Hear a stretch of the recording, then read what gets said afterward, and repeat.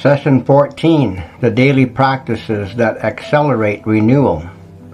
Welcome to Session 14. I'm Rich Abbott, the Steward's Mind, Week 3, Session 4 of 5. We have covered the theology of renewal, the neuroscience of renewal, and the enemy of renewal, the pattern of the world pressing constantly against the mind that is trying to be transformed. Today is the most practical session of Week 3. We are going to build the daily architecture of renewal. Not theory, practice. Not what you should do eventually, what you can do starting tomorrow morning. Because here's what I have learned from both the Word and from my own experience attempting to live it. Transformation without structure collapses under the weight of ordinary life. Good intentions without daily practice produce the same outcomes as no intentions at all. Structure is not legalism. Structure is the scaffold that holds the renovation in place while the new construction sets. Part 1. Morning Anchoring. The first and most important daily practice is what I call morning anchoring. Establishing the first inputs of the day before the world's pattern has a chance to apply pressure. Here is a principle that neuroscience confirms and Scripture implies.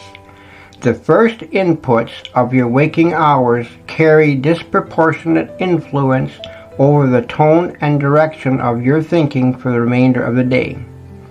The brain in the first 20 to 30 minutes after waking is in a particularly receptive state, transitioning from sleep, neural pathways more fluid than any other point in the day.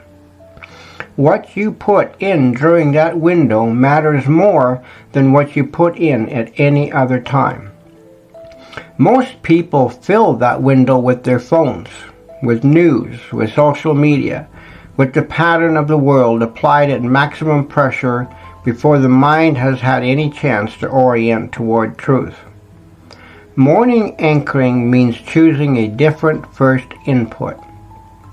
This does not need to be elaborate. It does not require an hour of spiritual practice before you are allowed to begin your day. For most people, a focused 10 to 15 minutes is sufficient to establish the anchor. A specific scripture, one you are working with for a period of weeks, not a different one every day.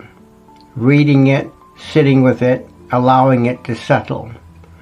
A declaration spoken aloud. Your Week 3 declaration or the specific truth you are working to install in the Lev, spoken, not just thought. A moment of orientation. Asking the simple question, what am I building today and why? Reconnecting to purpose before the noise of the day begins. That is morning anchoring. 10 minutes. Consistent every day. Part 2. Interception practice. The second daily practice is what I am calling interception practice. The deliberate application of the 3 questions we learned in Session 9 to the financial thoughts that arise throughout the day. The thoughts will arrive. They always do. The scarcity thought, the comparison thought, the resignation thought, the fear thought. The question is whether they arrive and run unexamined, producing the same automatic responses they always have, or whether they are intercepted and subjected to examination. Interception practice means developing the habit of pausing when a financial thought arrives. Not every thought, not with obsessive attention, but the significant ones, the ones that are shaping a decision, fueling an anxiety, reinforcing a pattern you are trying to replace. Pause. Name the thought. Run it through the questions. Is this producing fruit? Is this in agreement with Scripture? Who benefits from me believing this? This is not a lengthy process. In real time it takes 30 seconds, but 30 seconds of deliberate examination is the difference between a thought running automatically and a thought being taken captive. You will not do this perfectly. There will be days when the old responses run freely and you notice only in retrospect. That is not failure. That is the process. The goal is not perfect interception. The goal is increasing interception, more thoughts caught today than last week, more deliberate responses this month than last month. Momentum is what you are building, not perfection. Part 3. Evening Evidence Collection. The third daily practice is evening evidence collection, ending the day by deliberately naming what went right financially, however small, and what new pathway showed up, however faint. I mentioned evidence collection in session 10 as one of these 3 practices of rewriting. Here I want to give it a special daily form. In the evening, before bed, in those transitional minutes between the activity of the day and sleep, take 5 minutes to write these 3 things. 1 piece of financial counter evidence. Something that happened today or that you noticed today that is inconsistent with the old limiting belief. You found a creative solution. You made a decision from abundance rather than scarcity. You resisted an impulsive spend and felt the satisfaction of alignment. Whatever it is, name it and record it. 1 new pathway moment. A moment when the new thought arrived first. When you intercepted the old response. When you noticed something different happening in how you related to money or opportunity or risk. 1 gratitude statement about increase. This is specific. Not general gratitude, but gratitude directed toward financial increase, past, present, or anticipating. Training the lev to notice and celebrate increase however it comes, however it looks. The evening practice is short. It is not journaling in the elaborate sense.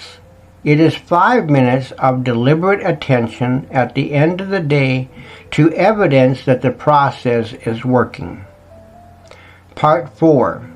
Weekly Review.